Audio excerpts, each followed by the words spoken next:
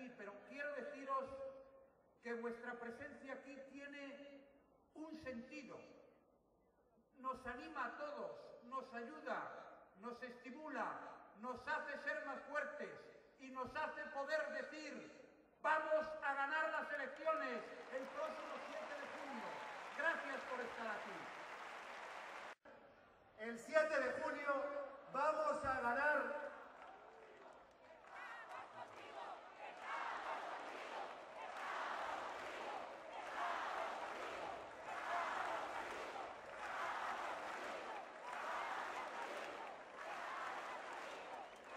Una cosa te queremos decir todos, Mariano. El 7 de junio vamos a ganar las elecciones europeas. Y estas elecciones no son un trofeo menor. Estas elecciones tienen que ser el cambio de rumbo de España.